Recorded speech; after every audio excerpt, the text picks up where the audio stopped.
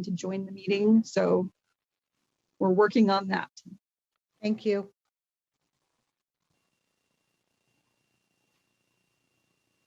So Mr. Haggerty, I would defer to you if you want to continue to wait, or you can check with council. And I am going to, because the majority of the people are here, I'm going to turn the reins over to you and just remind people that questions being asked need to go through the Mr. Haggerty, and he will invite those to answer who might need it. And if you have any other directions for us, we're open and ready. All right. So, Thank you. Let's go ahead and start on the procedural matters, and hopefully Ms. Cannon will be able to join us shortly. My name is Morris Haggerty. I've been asked to serve as the hearing officer today regarding an appeal filed by American Preparatory Academy with regard to some corrective action that has been imposed upon them. Mr. Mortensen, did you want to introduce yourself and who you have here with you today? Yes, thank you, Mr. Haggerty. This is David Mortensen. I'm an attorney with Stoll Reeves representing American Preparatory Academy. With me today on this Zoom call is Carolyn Sharette, the Executive Director for APA.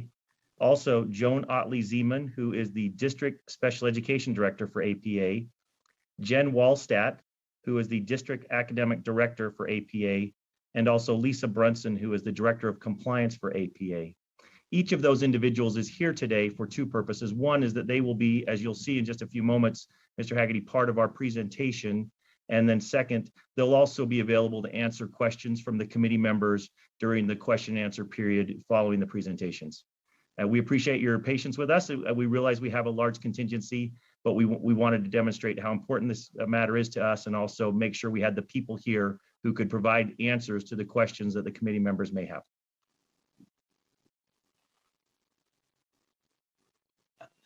Thank you, Mr. Mortensen. Mr. Quisenberry, do you want to introduce yourself and who you have that may be speaking today? Okay, so I'm Brian Quesenberry. I'm an Assistant Attorney General here, and I represent the USBE Special Education staff acting on behalf of the State Superintendent. And with me here today, let's see, we've got Laura Lee Gillespie and Leah Voorhees are part of the USBE staff. Also have Michelle Buse, another Assistant Attorney General, my colleague.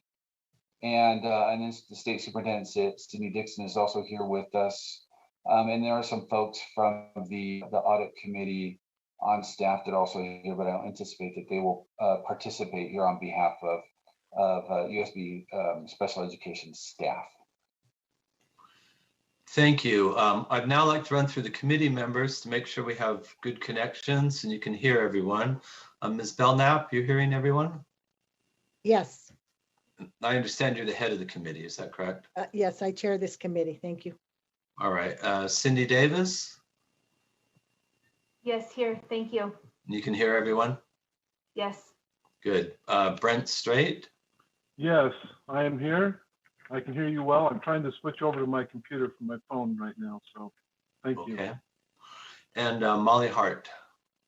Yep, I can hear just fine and see everyone, and I'm hoping you can hear me as well. Yes, we're hearing you well. Mr. Straight, did you get over?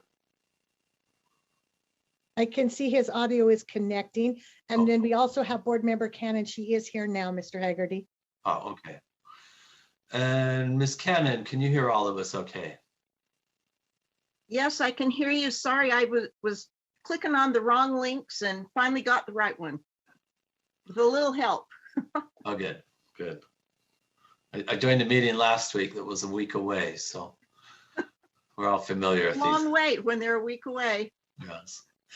All right, let me run through what the format's going to be today. Each side will have 20 minutes for arguments, starting with Mr. Mortensen. We know that's a little bit cramped, but I am assured that the committee has read your briefs. I've read them also. They were well written. I think we all understand the facts and issues. So I think you can get by with hitting the high points. I will let you know when the 20 minutes is about up and ask you to wrap up. there'll be a couple minutes, but no more than that to wrap up. We will then proceed into the question phase. Committee members, I'm probably going to ask each of you to pose your questions in the order I've written you down on my yellow pad. So if that works, if somebody has a burning question, please raise your hand, or you can do it electronically, and we'll get in there with you. If you have questions for, excuse me, specific people who the parties have brought, you can let them know.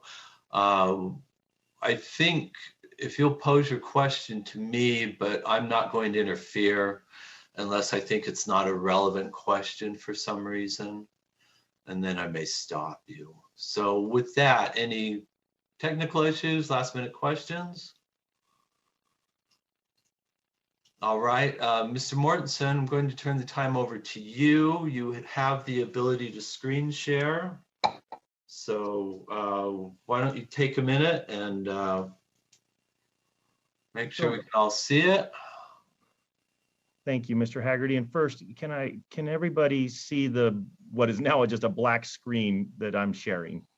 Yes. Thank you. Before you start my clock, Mr. Haggerty, I just want to describe to you what we've done today.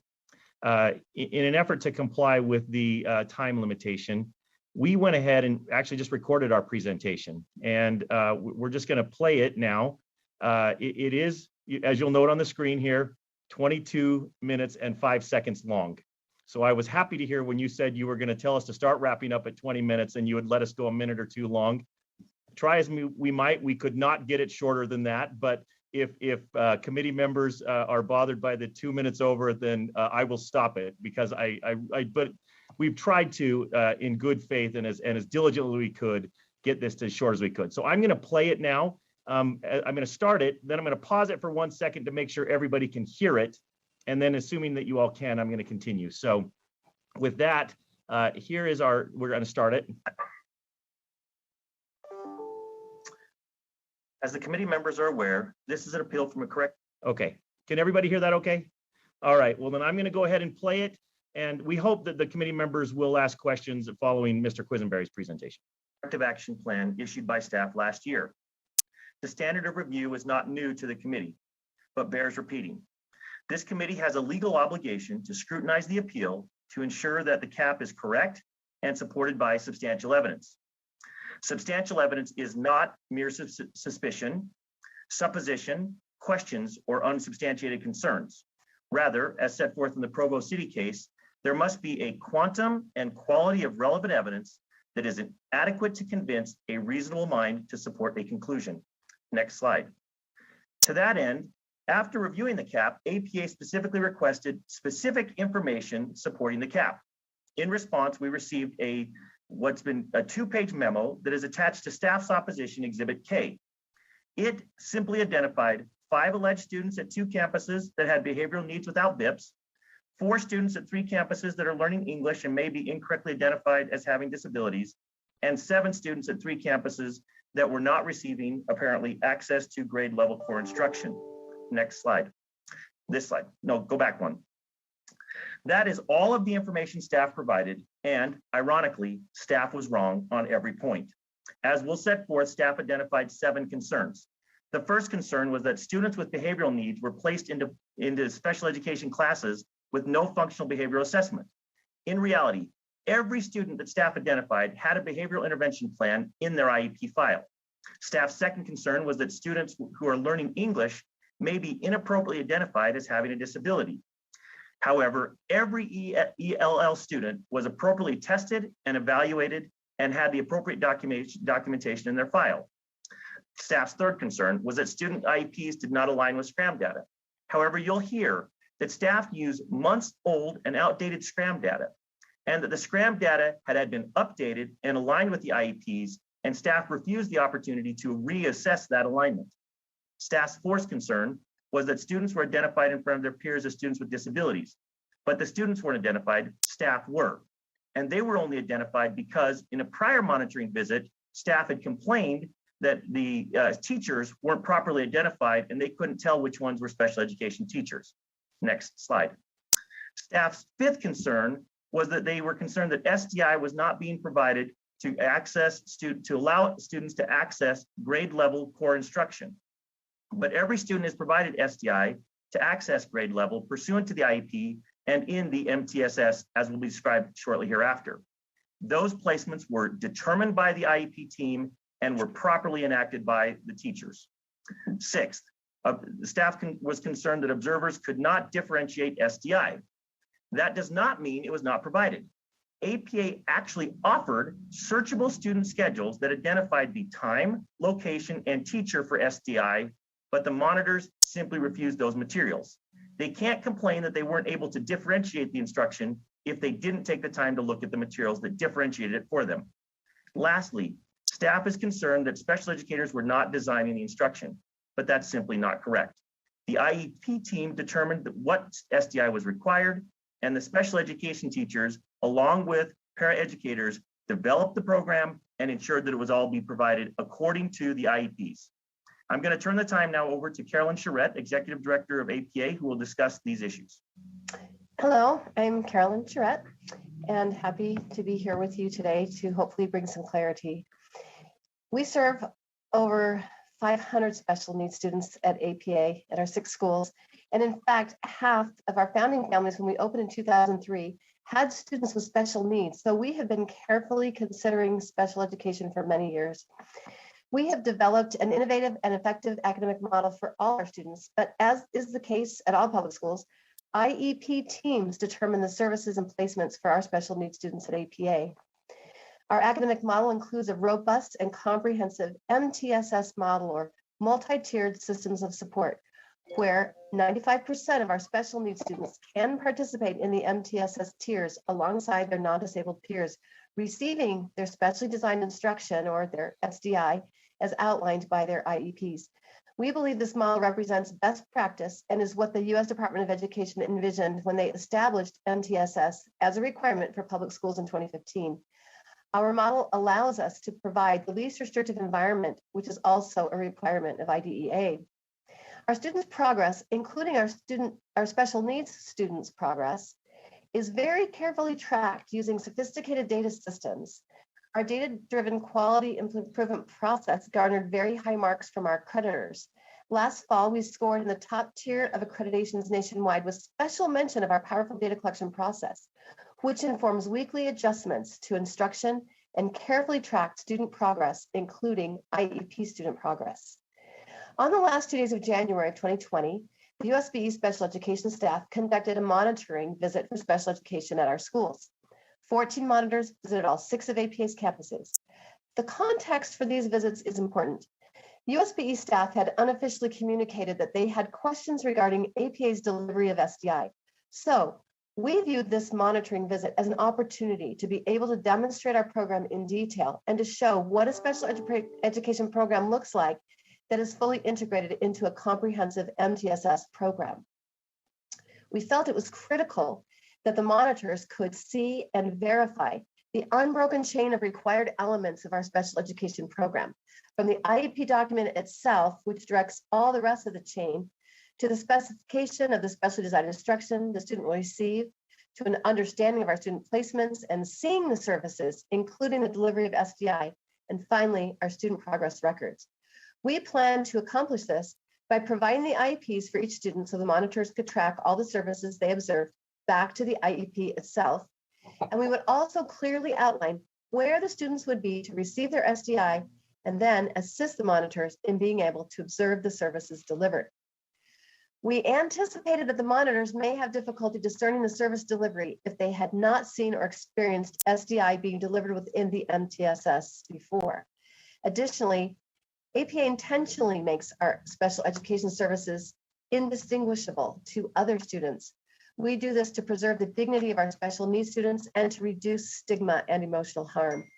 We realized this could create a challenge for monitors accustomed to seeing only pull-out special education programs. Our hopes for the visit were that we would have productive conversations, especially about SDI, and increase understanding of our program. I will now turn the mic to Jen Walstad, our district academic director, who will speak more about the specifics of the monitoring visit itself. Hello, I'm Jen Walstad.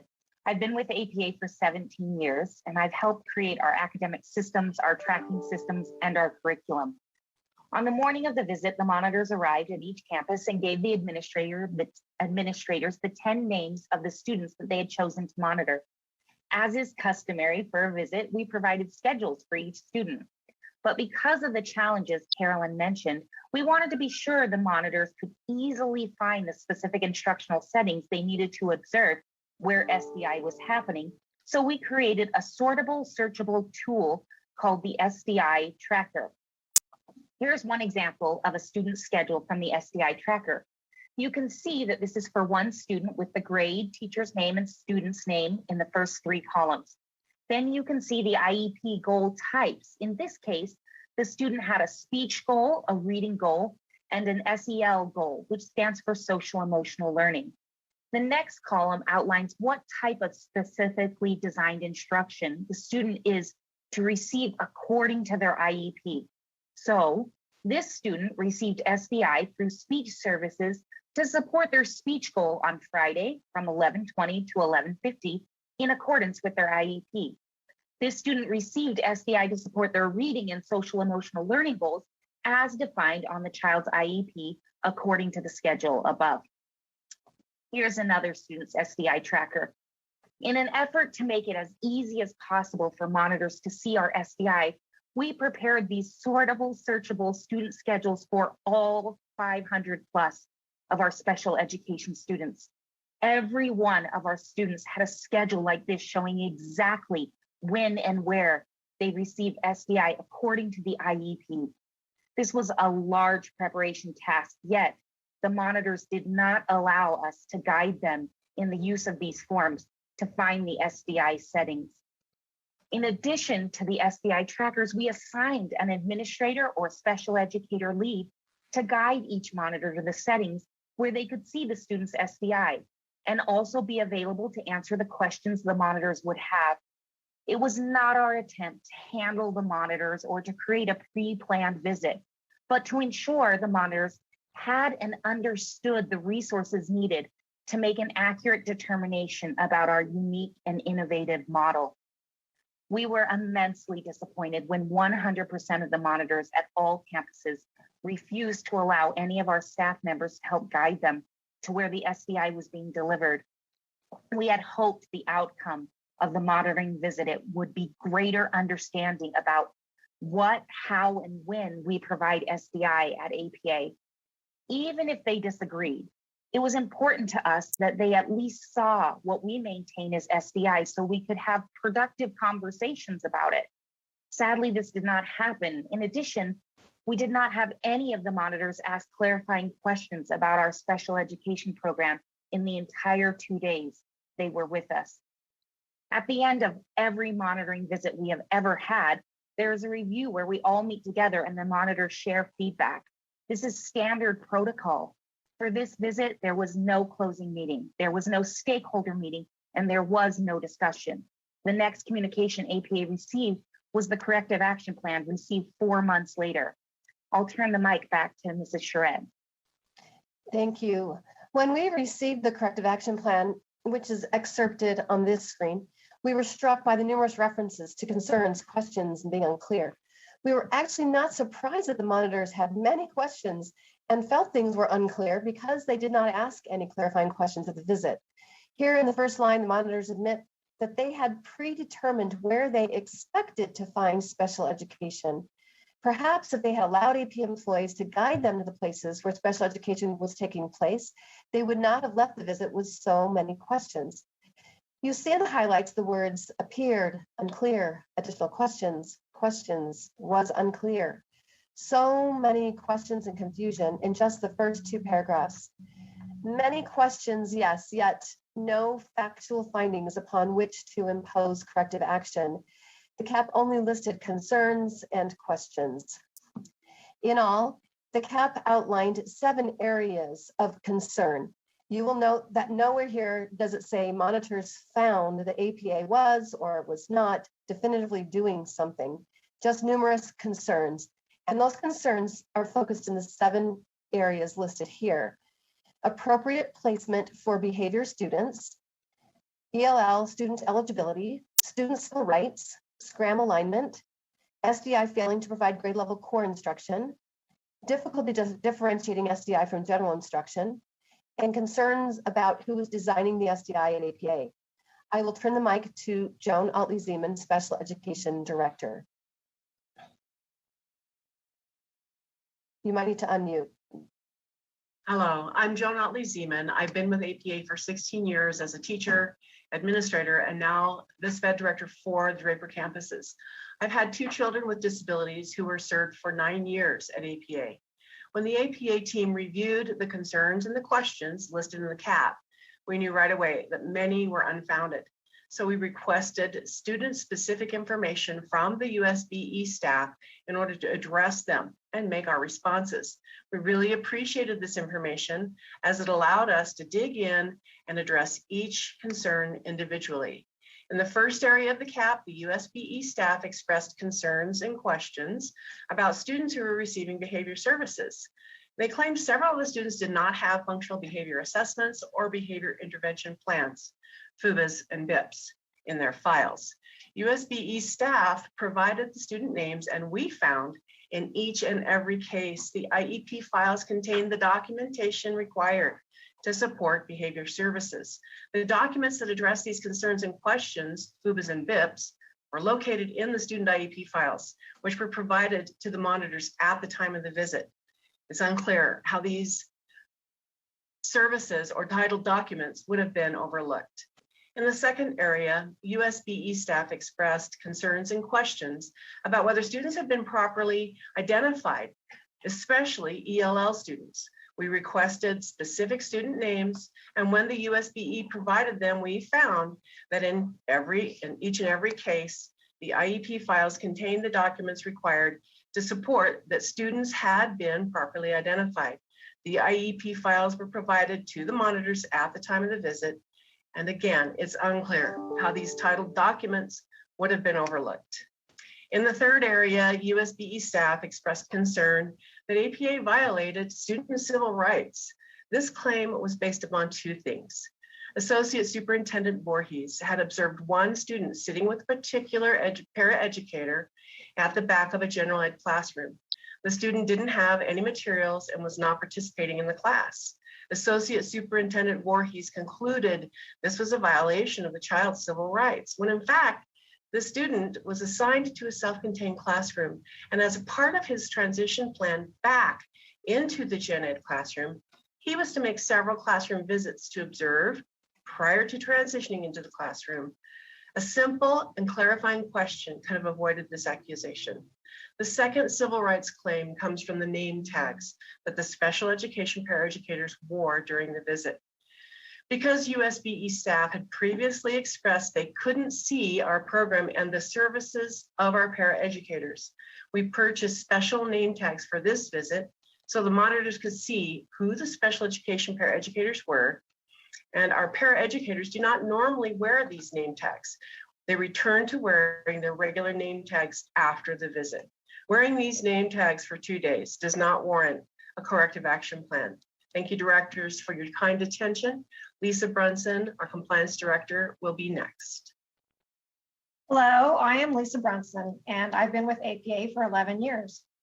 I found APA as a parent looking for a model that would meet the specific needs of my autistic son. The fourth concern in the corrective action plan was that APA's special education service patterns did not align with the SCRAM report for several students.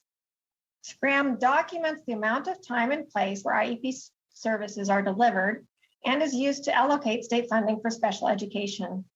In order to examine these troubling claims, we requested backup information on which specific students' data did not align with IEPs. We carefully reviewed the data that they sent. In the pink columns is the SCRAM data staff used to compare with the IEPs. And in light blue is the correct SCRAM data as of January 2020. Staff was using data that was outdated by several months for their comparisons.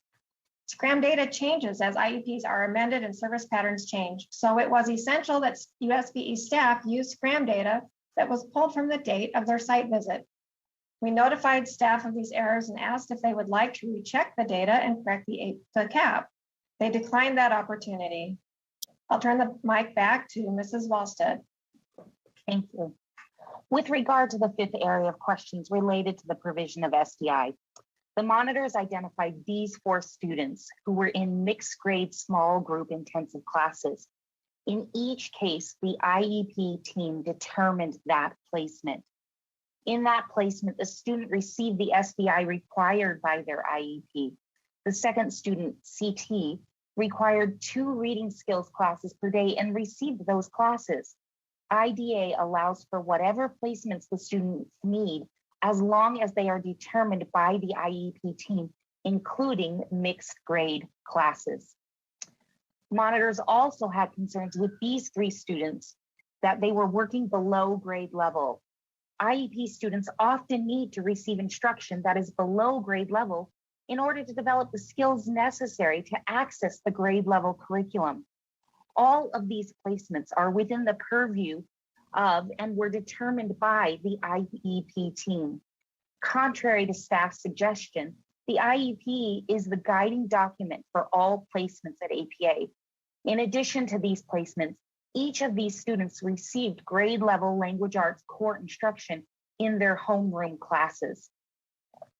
The monitors were concerned about this student that they did not receive SDI to access grade level core instruction. The observation was of a skills class, and that is not where the grade level core instruction would be provided to this student.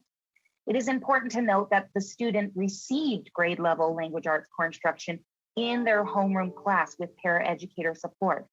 I'll turn the mic back to Mrs. Sharette. Thank you, Mrs. Walstad. So we have thus far addressed 5 of the 7 concerns stated by the monitors. Concern number 6 is that the monitors struggled to differentiate SDI from general instruction. This is the precise issue we raised in the beginning of our visit when we offered to accompany the monitor to the instructional setting so we could explain what they were seeing and answer questions. To know what is SDI for a student, one must read their IEP. It is possible for a student to be receiving instruction that is SDI to them, but is general instruction to another student in the group. This is possible in any school, but it is not commonly seen because most schools do not deliver SDI embedded in the MTSS.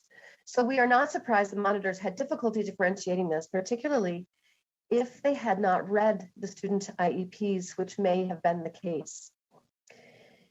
Number 7 states a concern about who is designing SDI at APA.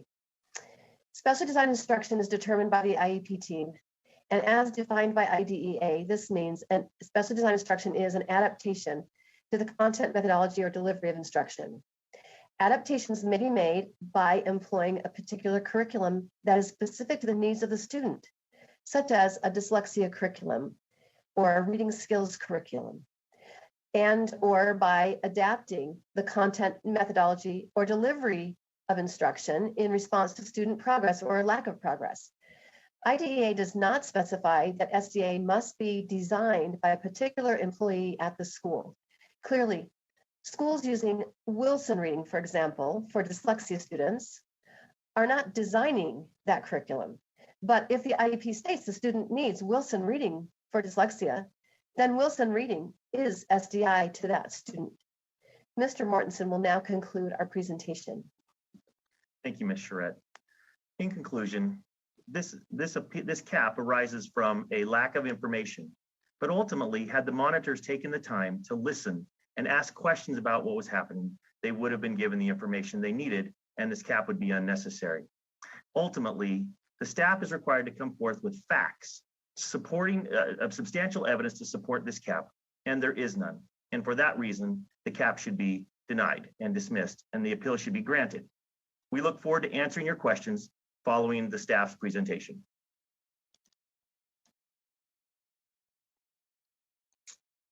That sums up our presentation. I would just add one other point, Mr. Haggerty, and that is that APA is not opposed to the remedies that are set forth in the cap. They're not opposed to getting additional training. They're also not opposed to hiring a mentor to come in and provide assistance in documenting the location of SDI. They simply prefer to have that done on a voluntary basis and not based on findings that are not supported by the record and are just simply incorrect. And with that, that concludes our presentation, Mr. Haggerty. Thank you for your time.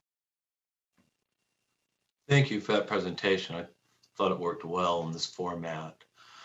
Mr. Quisenberry.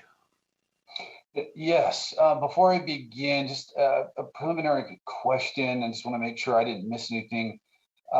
Dave, regarding that SDI tracker, and I just checked the briefing. I don't remember seeing that either in a reference to it or explanation of it in either the opening APA appeal brief or in APA's reply brief. And so I want to just make sure I didn't miss something or an attachment or an exhibit or anything like that. Can you help me on that? I'm not certain whether or not we attached a copy of the SDI tracker. We did reference the fact that we had prepared materials for the monitors to review that showed where the SDI was being provided. I don't think we actually attached a copy of one, but we have 500 of them if the committee members would like them, and we're happy to provide them to you as well, Mr. Quisenberry. All right, that's fine. I just want to make sure I didn't necessarily miss that reference in the briefing. That's all I have there. With that being said, I'm ready to begin. Let me actually first share my screen. Let's see. Screen share, here we go.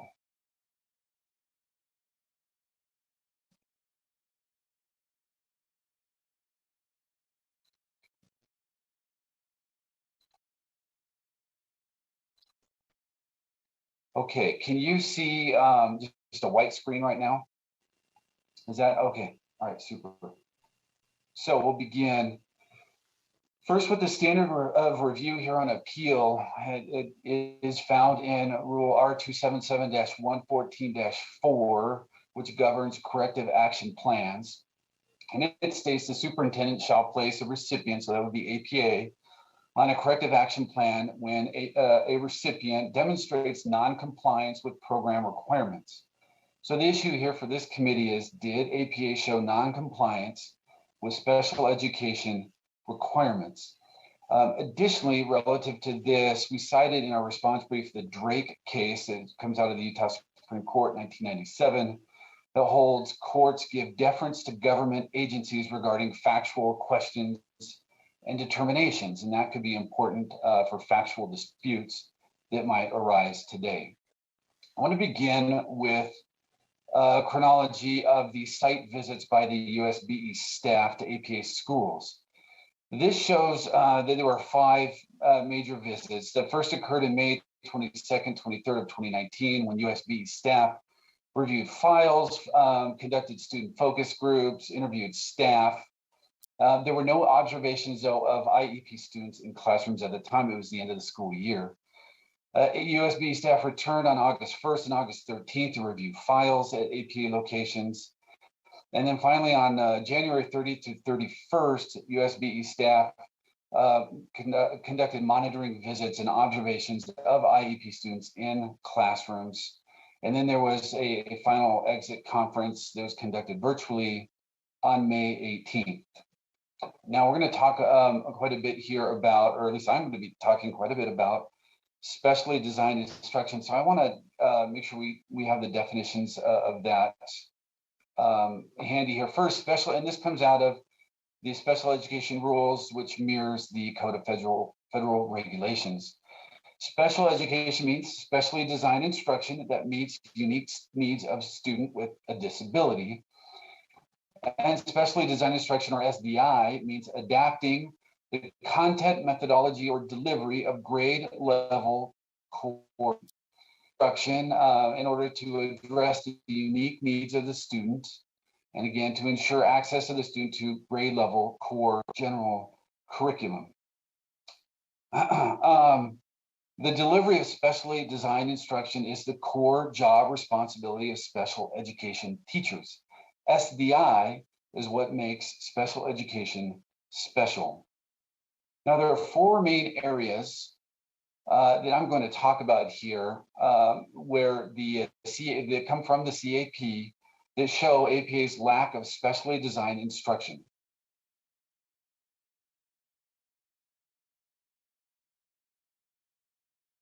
data contained in the CAP.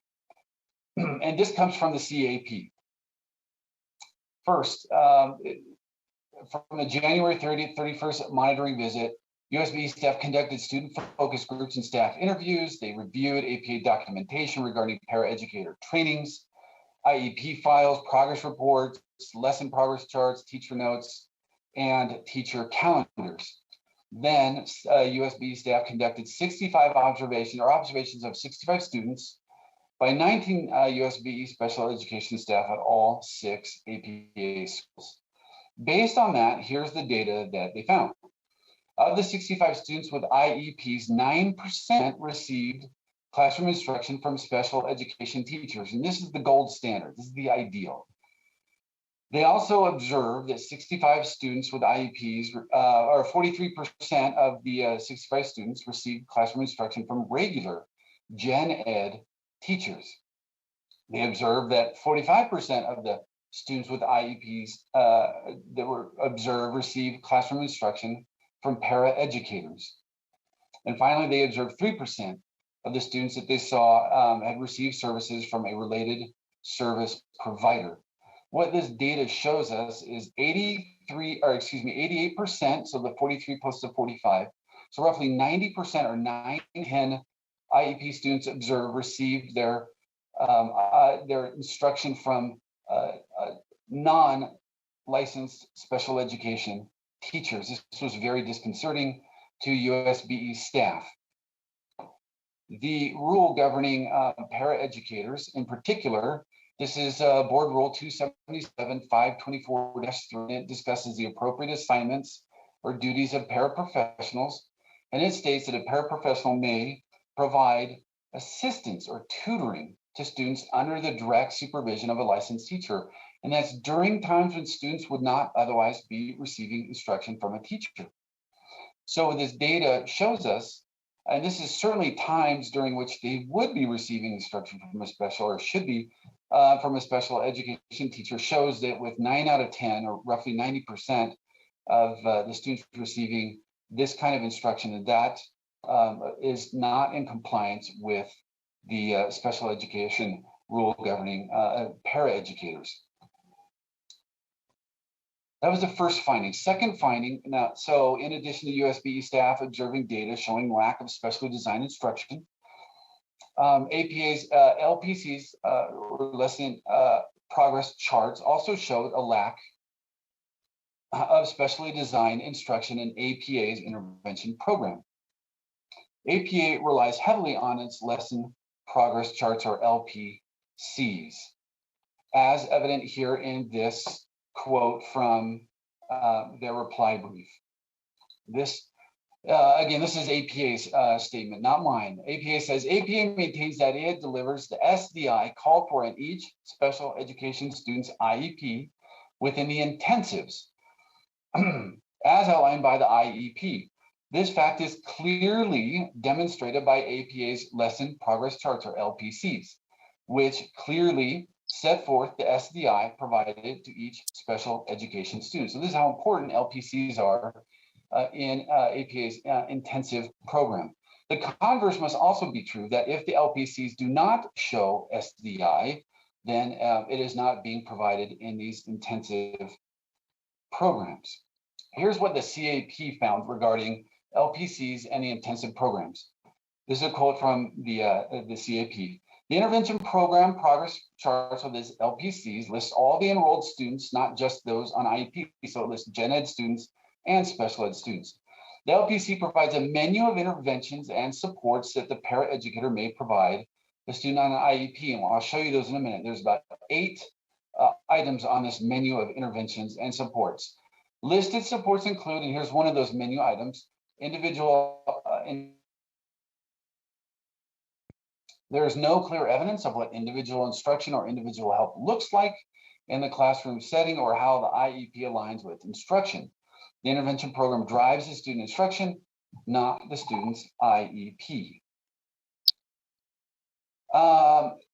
And let's look at some examples of LPCs in particular. So here's, again, lesson progress chart LPC. This one has 4 and 6 total students, so 10 students, 2 of which are special ed, so 8 gen ed students, 2 special ed.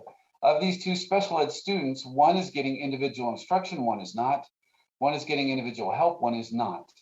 And these terms are defined down here at the bottom. This might be a little hard to read, but it says individual instruction, so that's this menu. So here are the 8 menu items. Is defined as a student is being taught at individual academic level and pacing to ability, and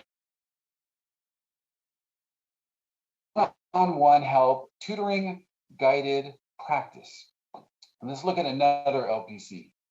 This one has 2 special ed students in it. One is getting both. This one are getting individual help. Another LPC. This one has 3 and 3, 6 total students, 2 of whom are special ed students is getting individual instruction. 1 is not. Both here are getting individual help.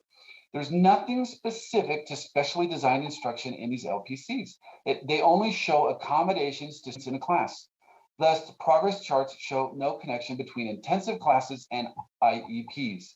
There's nothing disability specific in these progress charts. For example, for a student in reading class or math class, how many minutes of instruction is he or she getting? These LPCs don't indicate that. As you look at these progress charts, ask yourself, what exact special ed instruction are the IEP students receiving? These progress charts are tied to intensive classes at APA. Progress charts show that intensives or an intervention program drives the special ed student instruction, not the student's IEP. Observers saw nothing in the intensives specifically designed for a particular student, which would be a violation of the SDI requirement.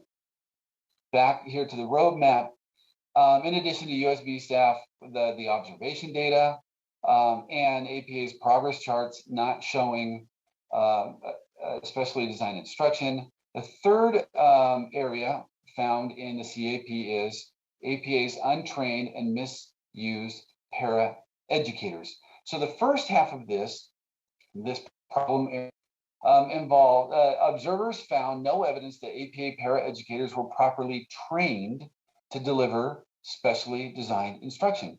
Special education para-educators need to be trained to deliver specially designed instruction. The special education rules require that LEAs keep documentation of such training.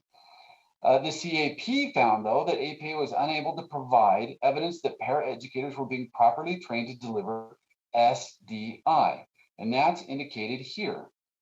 This comes from the CAP.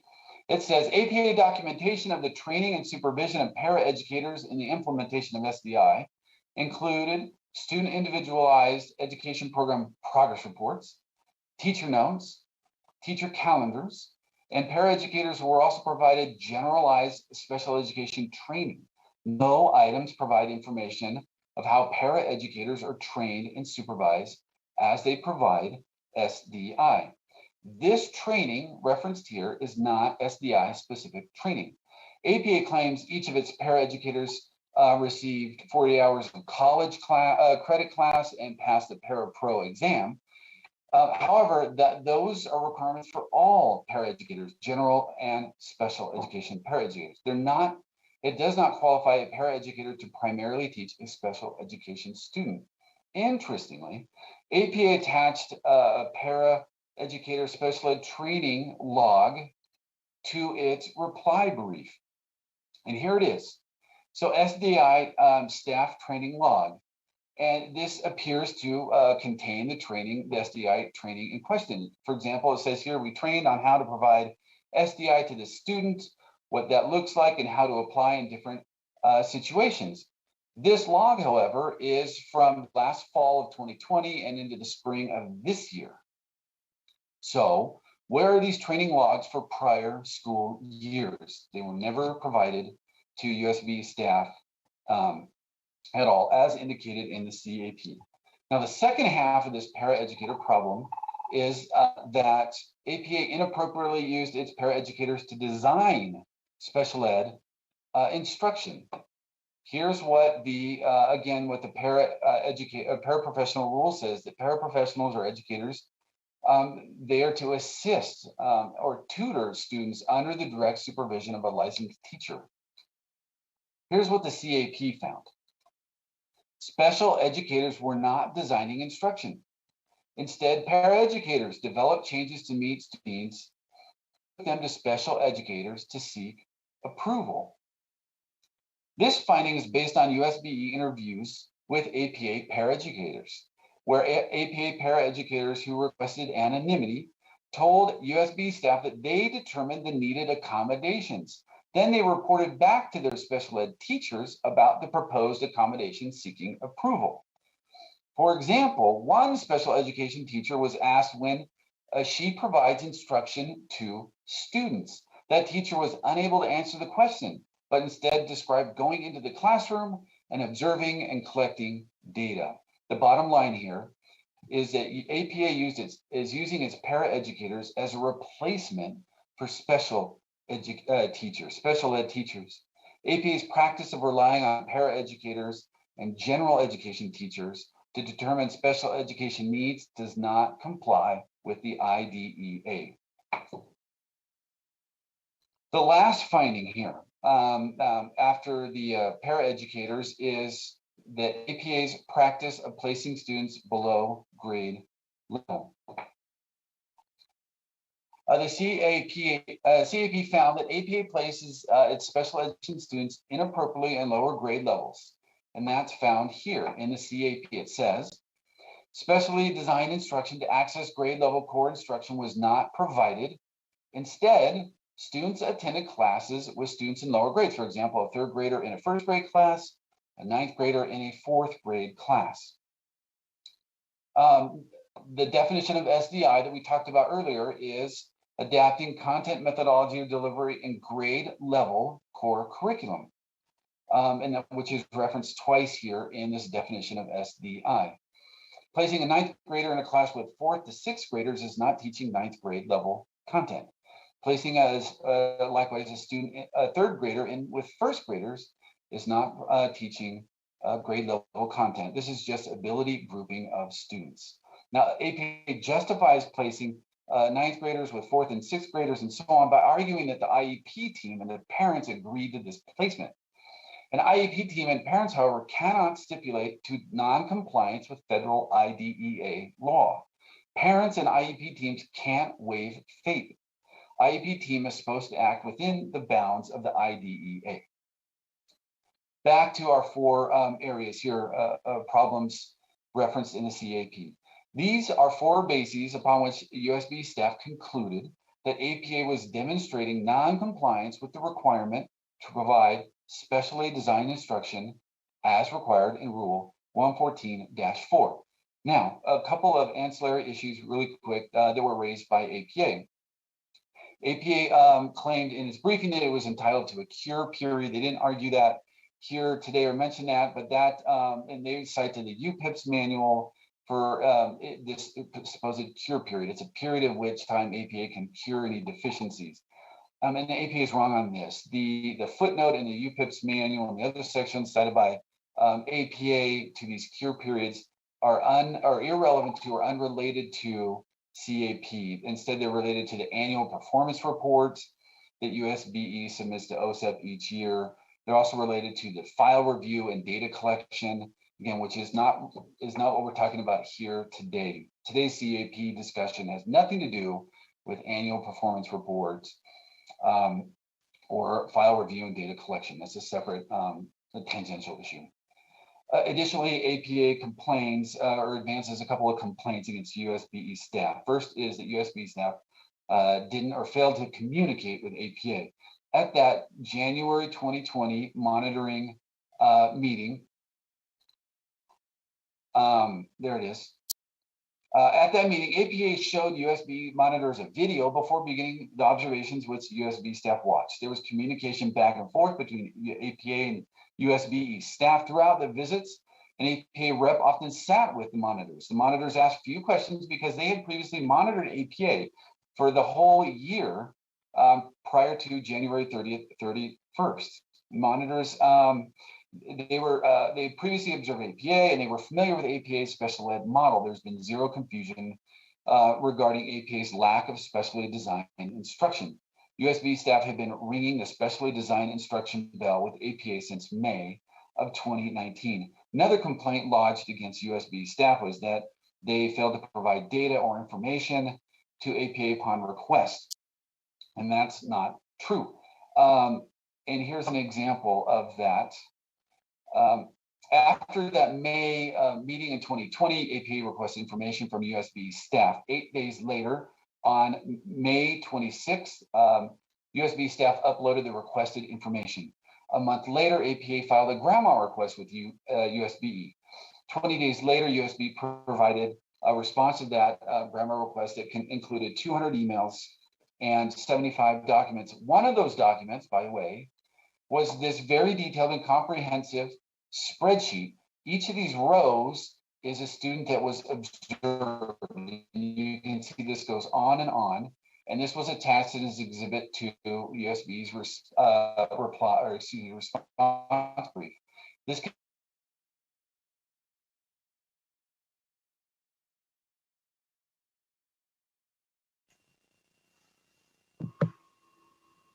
Mr. Quisenberry, we've lost you. Brian, can you turn off your video and see if that helps? Detailed information. USB supposedly refusing. Brian, we lost you.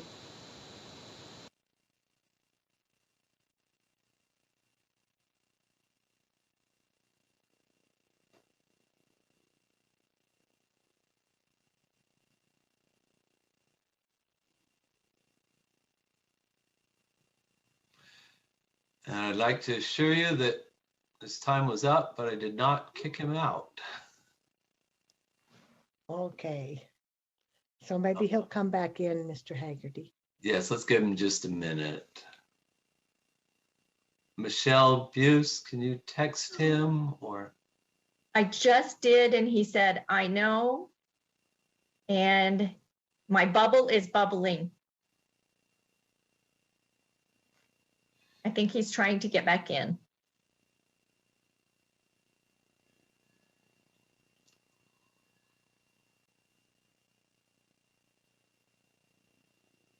We'll give him just a minute here.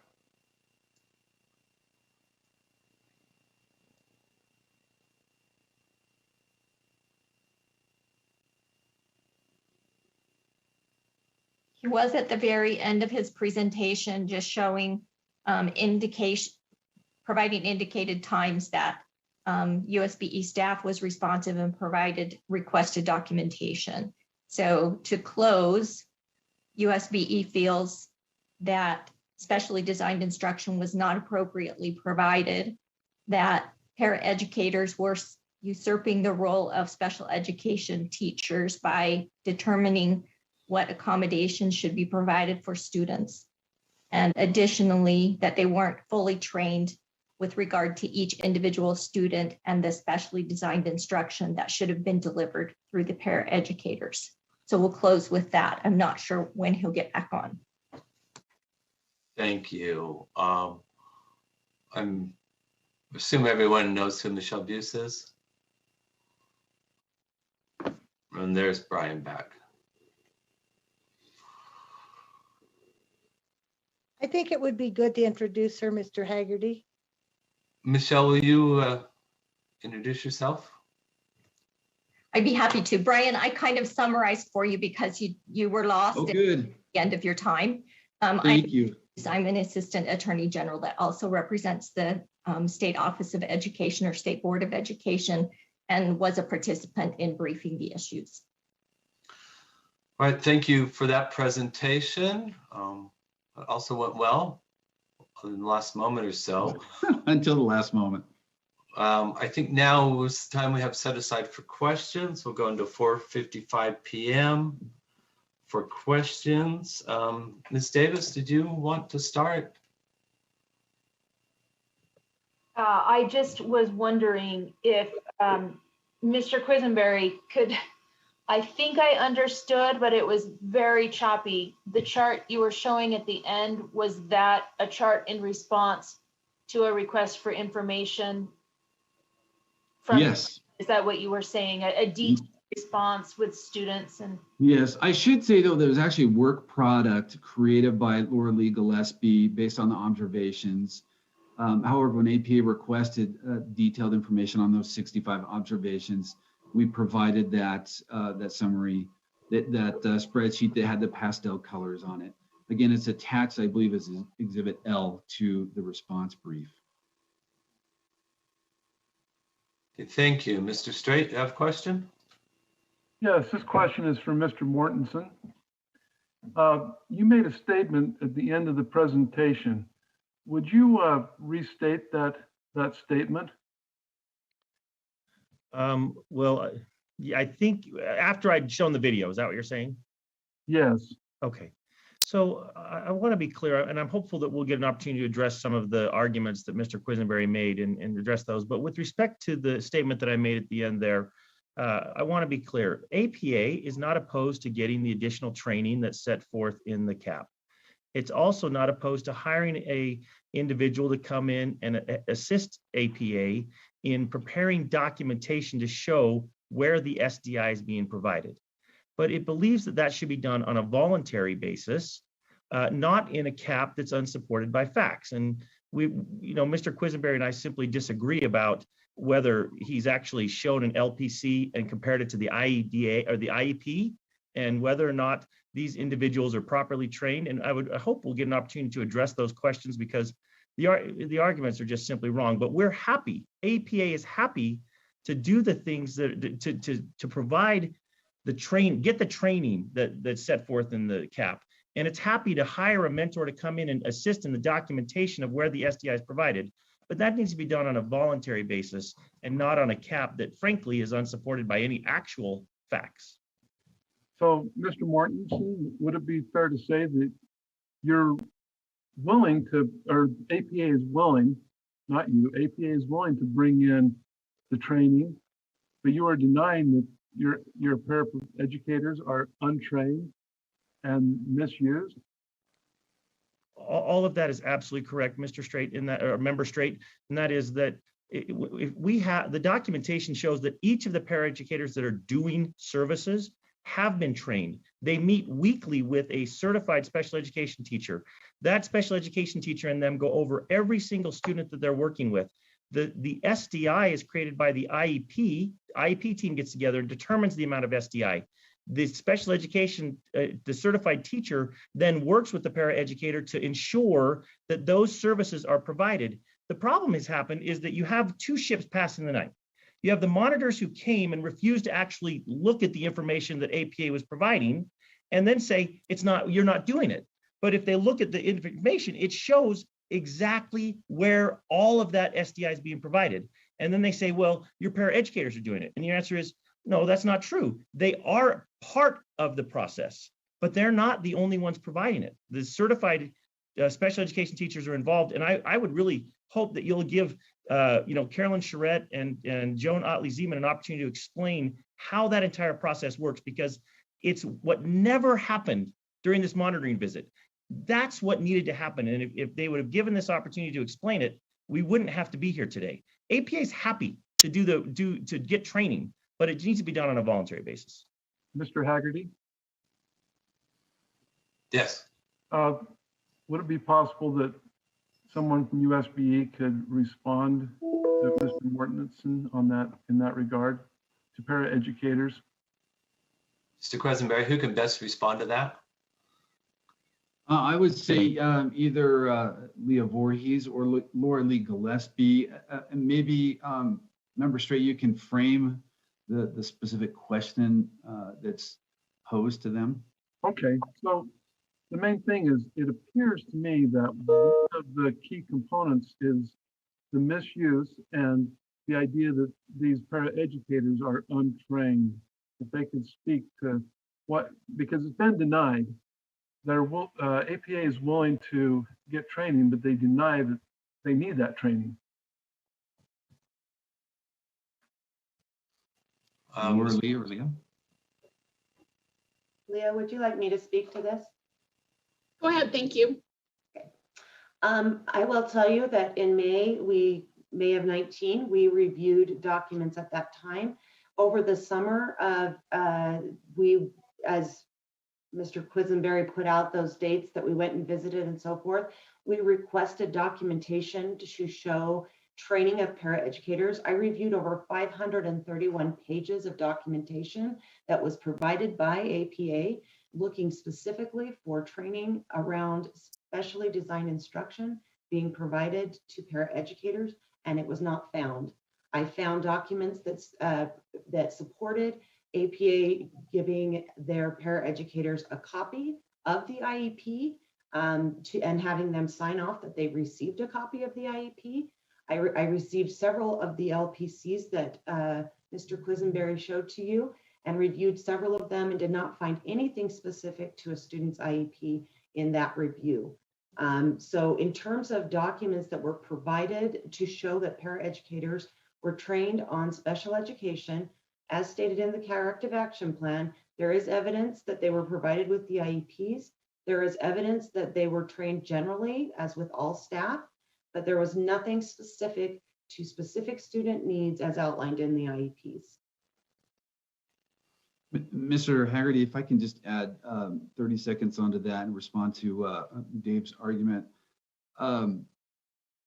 We appreciate APA's assurance and representation that their paraeducators are sufficiently trained, but sadly we can't go off of just words. We need documents, documentation and files to show that. And as Laura Lee just indicated, that that documentation was just lacking. And so as much as we would like to take everyone by the face value of their words, we just need documentation. And so you've got essentially, real quick, so essentially you've got observations by staff and with their own eyes, with their own ears, versus these representations and words from APA. Let me just respond to that quickly, if I could, Mr. Haggerty, because I think Mr. Quisenberry is misstating the law. And Mr. Martinson, give me just a moment. Okay. Yes, I think it'd be appropriate for you to address that. And if you have someone, Ms. Sharette or whoever, that can say their facts, we'll briefly address that. I think that's fair. I'll ask Ms. Sharette or Ms. Zeman to talk about the training that the paraeducators get, but I do want to talk after they're done just briefly about the legal response to what Mr. Quisenberry was just saying. So, Ms. All Sharette, right. Ms. And Zeman. particularly the focus on what documents were provided to the monitors. Yes, I would be happy to address that. We uploaded those 500 some pages on January 7th. I believe that was the day, without much guidance as far as what they're looking for. It was more like, send us everything you've got to try to show that you have a program that aligns with our vision. And so we sent them everything that we could find on that.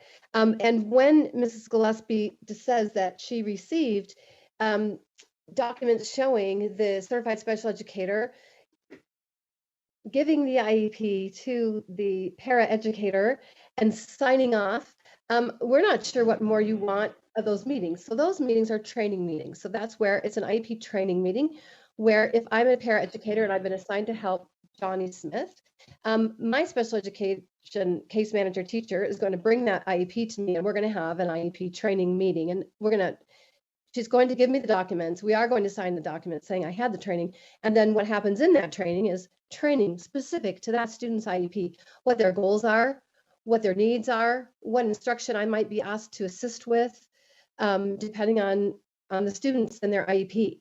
So when she says, yes, we received these documents that show that the special educator and the paraeducator are meeting, and she says, well, they just signed a sheet that we don't know what training went on. I'm not sure what kind of documentation they would like, a transcript, a video recording, like whatever we would have to do to show that that paraeducator received the training specific to that student. That was the student specific training that happens from a special educator. And it happens to all of our paras. So I think that's hard to have that just written off like, oh, that's just a piece of paper that indicates they handed him an IEP. They wouldn't just hand the IEP, they do the specific training. And we would welcome guidance from the state office with more specificity as to if that is what you are saying we have to have is a document that says what happens at those trainings specifically about that student, we would welcome knowing what you're asking for, and we will provide that more than just the signature that they attended the meeting and that the IEP was transferred to that person. With regard to general training, no, each paraeducator is trained specifically, and we've given those records. In the actual curriculum they'll be teaching, and then in any modifications it needs to have, that they're teaching under the direction of the special education certified teacher. So we have submitted all those. When it says that they were trained in Reading Mastery 1, for example, that means they're going to have a special ed student that's taking a Reading Mastery 1 class, and they will have taken that training in the fall. They will have also received one-on-one coaching, and we provided all the coaching records of them teaching that class specifically. And then we watch their data every time a paraeducator teaches a class.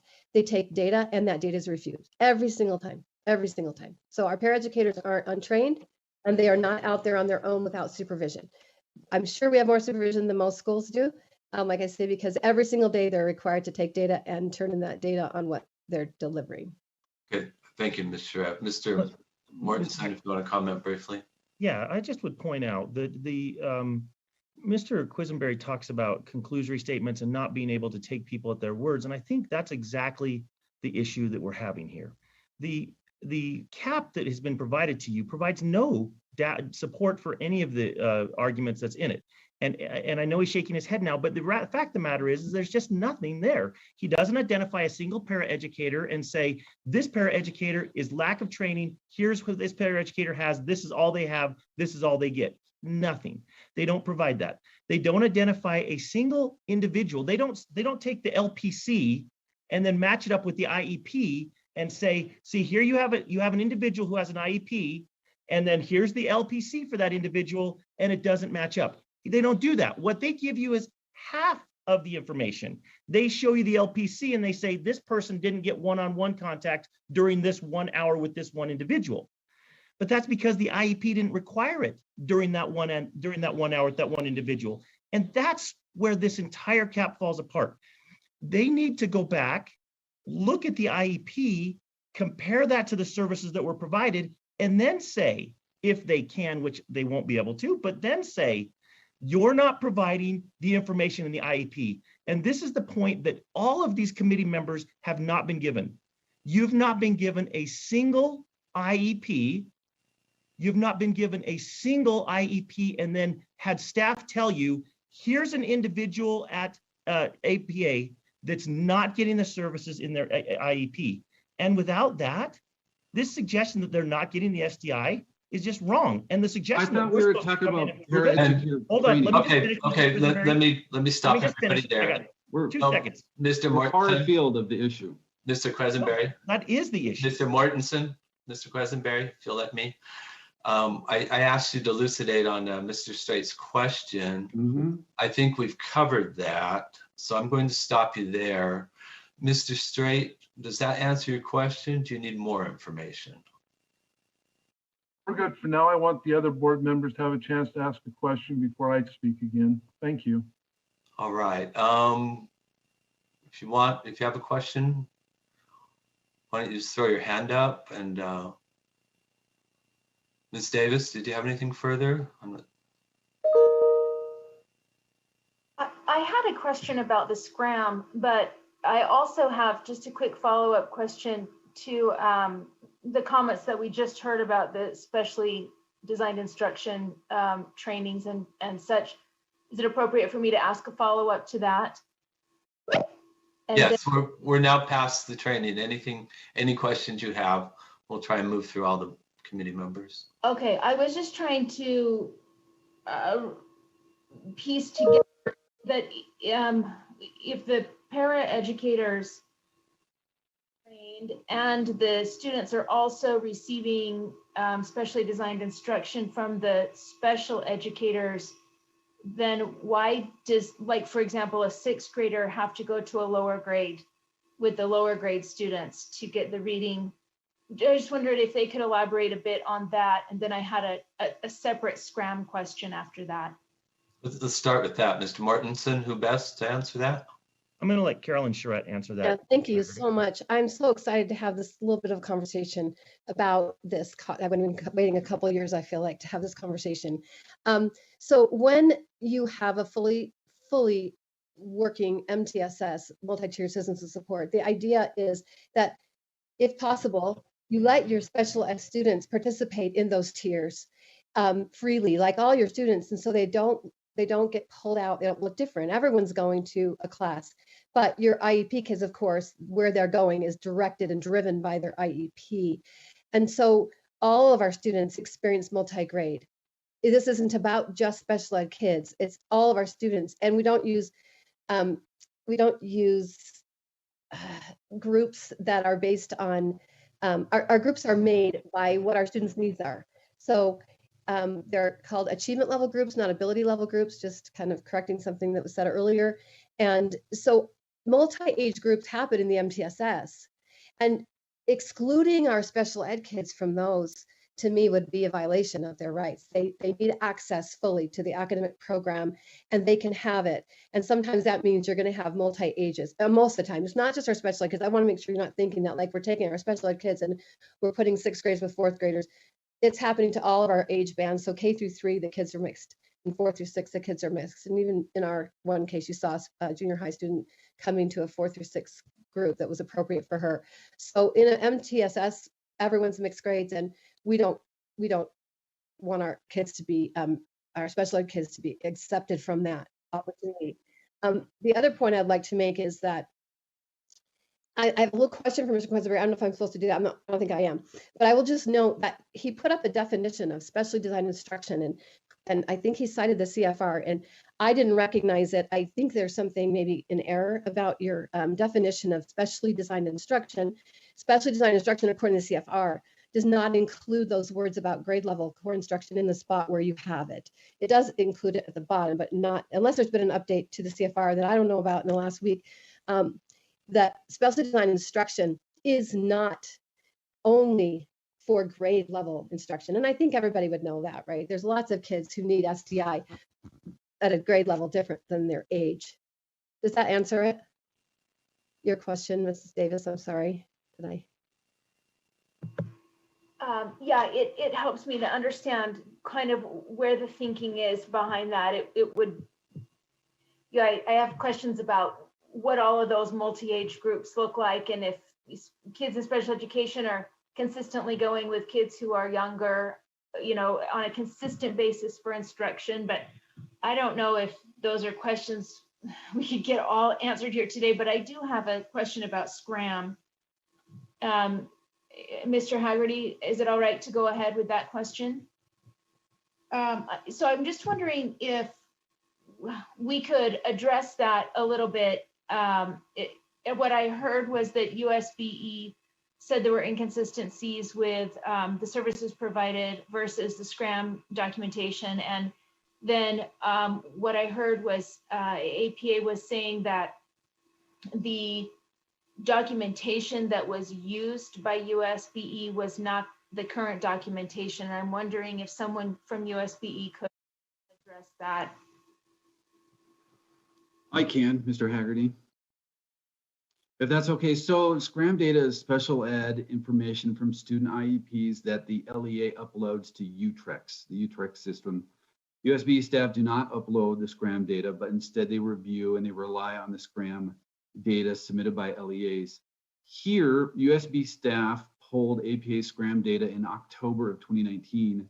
2 months later, APA updated new SCRAM data to UTREX, unbeknownst to USBE. So there was a 2-month difference there of the data that USBE used and then the current updated information from APA. Regardless, this SCRAM data issue is a small secondary issue to the SDI issue. According to the CAP, there's no specific corrective action required based on the SCRAM data. And that's if you look at the very last page of the CAP where it talks about the training. It has like 6 hours for SDI and 1 hour for civil rights. And so it breaks out to the specific quantity of training hours. There's nothing there regarding the SCRAM data. So we're not focusing on that in this hearing at this time. or in the CAP on this SCRAM data issue, which is why I did not address it in my presentation.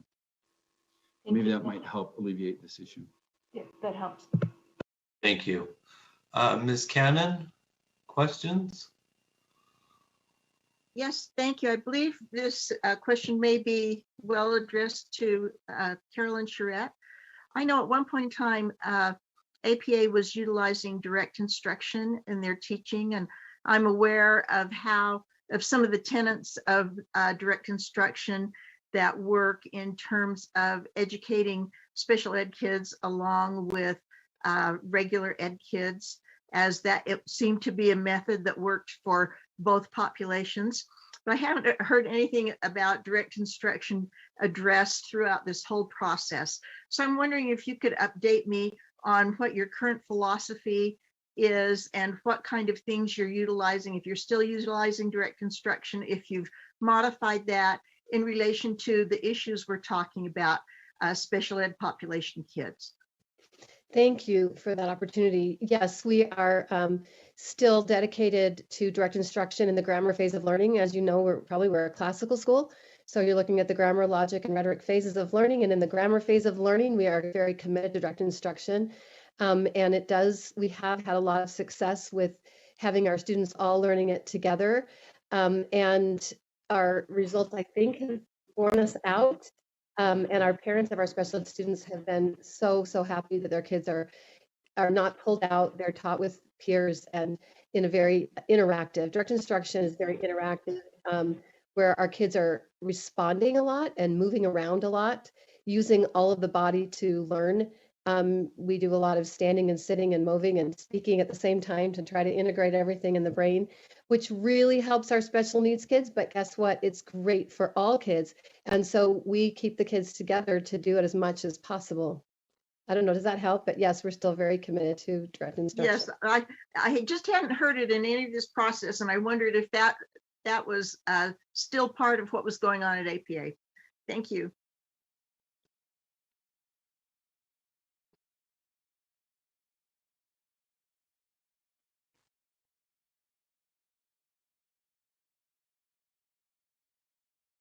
I don't know if Mr. Haggerty has been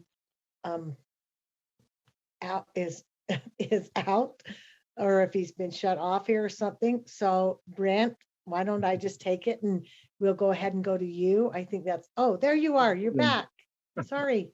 Yes, my apologies. I lost connectivity there for a second. I wondered if you did. Question So to answer. I called on Mr. Straight. Perfect. Thank you. Thank you. So in all my reading over this, and there's one question I still have in my mind that I can't quite figure out all the pieces. There's mention of the use of restricted funds. So I researched that a little bit today, and they used a term instead of restricted, they used categorical.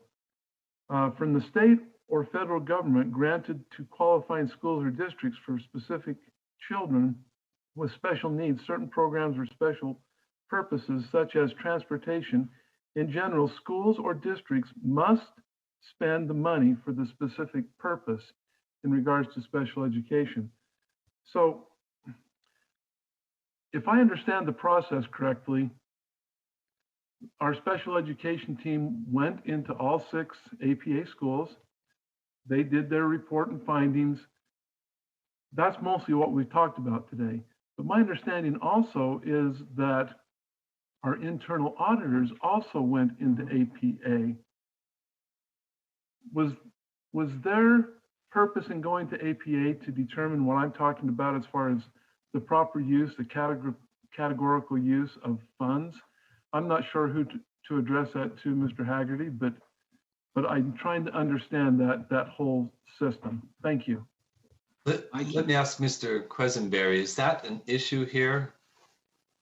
No, that's not. So this special ed appeal, the CAP is nothing to do with money or finances. I believe what Member Straight is talking about is APA's appeal of the audit, which is completely separate and it's bubbling along, but that's not what we're about here today. Okay. Thank you. I apologize. You know, other than the documents provided us, there's been no discussion among the board in regards to these issues, except when it's appropriate. And I just want to point out, I do have this email from Carolyn Sharette that she sent to all new board members. And I guess I'm not quite certain I understand why that letter was sent. Did any board members take note on this? Mr. Strait, I'm going to cut you off there. That's not an issue here on the appeal. Okay, fine. Thank you. Okay, Ms. Hart, did you have questions? I don't think we've heard from you. No, I'm following along. My two questions were already asked, which I appreciate, and I spent quite a bit of time with the documents. So thank you for the opportunity. All right, and Ms. Belknap, what about you? Nope, I have clarity. Thank you. Okay, Council, we thank you for your presentations. I've done a lot of court work, and I know you have another hour to address everything everybody else said, but we've got just a couple minutes. Mr. Mortensen, can you just give us a 2-minute closing? Yeah, let me just pick up where I left off. The CAP has to have substantial evidence. And what you've got is observations, questions, concerns that are raised, but you don't have anything. You don't have a single person where they've said there's this individual whose IEP request required this service and it wasn't given. They haven't given you any of that.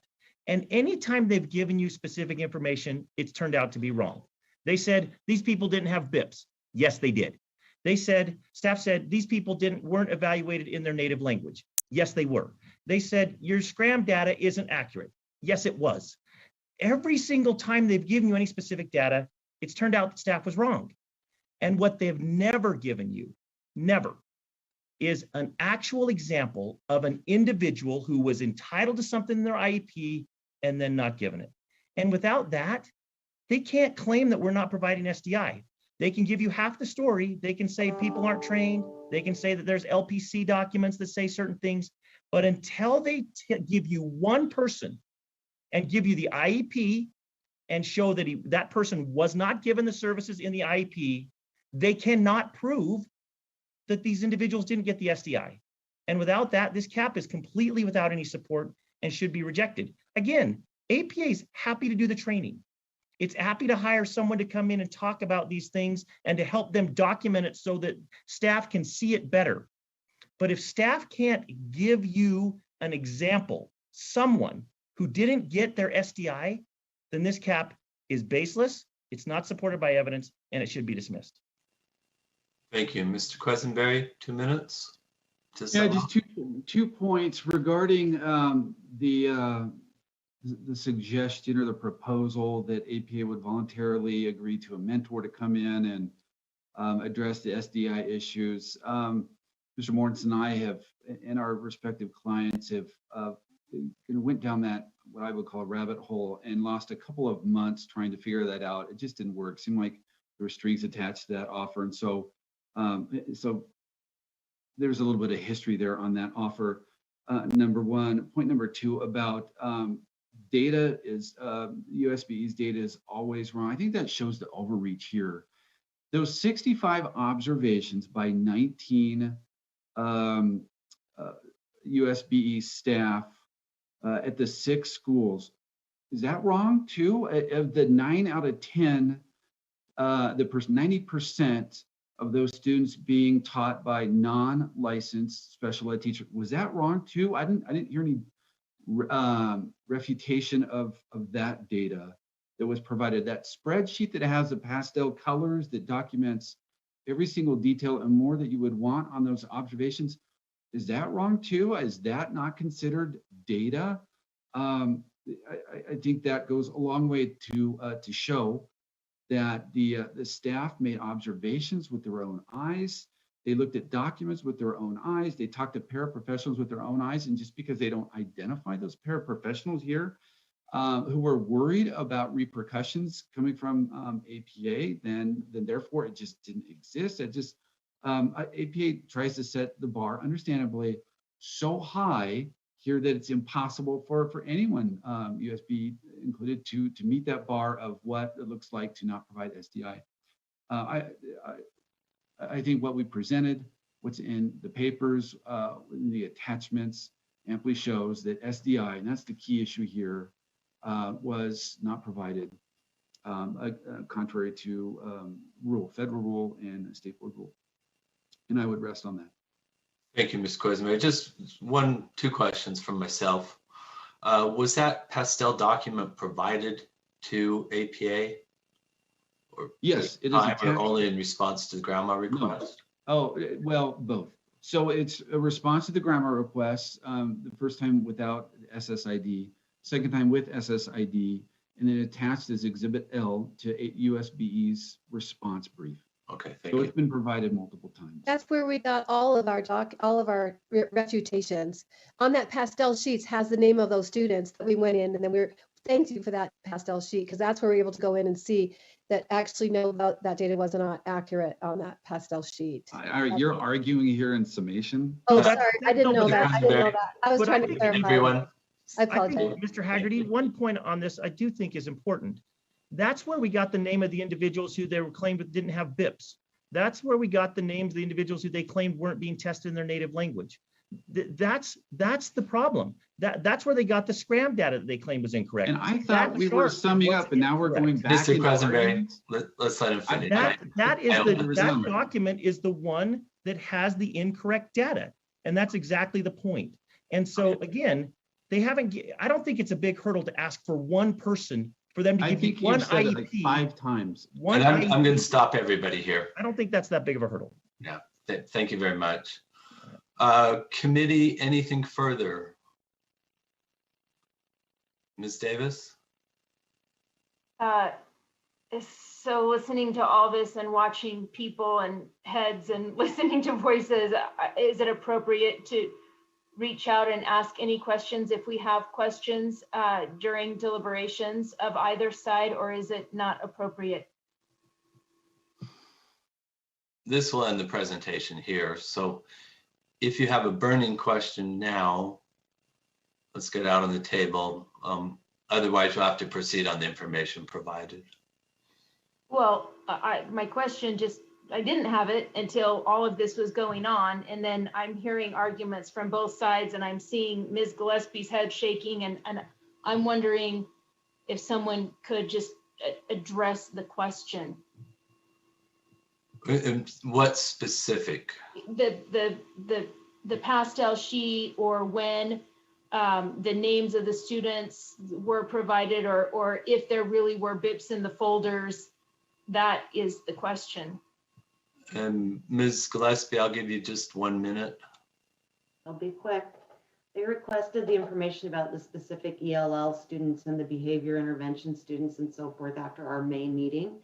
Those specific names were provided to them just right after that May meeting. Then following that, the spreadsheet is the 59 students that were observed during our observations. They were not specifically only those students that they talked about. There's 59 students on there. And each one of those students, we as USBE staff reviewed the IEP. We looked at a schedule. We determined where we would most appropriately or most likely see them receiving specially designed instruction, and we went to those classrooms.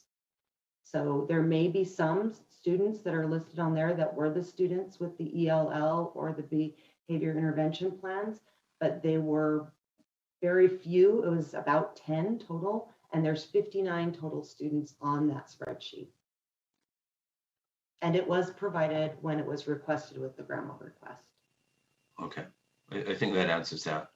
Could we respond to that, Mr. Haggerty? It seems no, not right now. I think we've covered the subject. So thank you. All right, I'd like to thank both parties for their professional presentations here. And adhering to the guidelines for the hearing. I think it was informative. The committee will now join a separately designated meeting Let's give that about 5 minutes if anyone needs a break. And we'll release the rest of you, and the recommendation will be made to the board in due course. So Thank you. thank you very much. Say thank you to everyone. Thank you for your time. Thank you all. We appreciate your time. Bye-bye.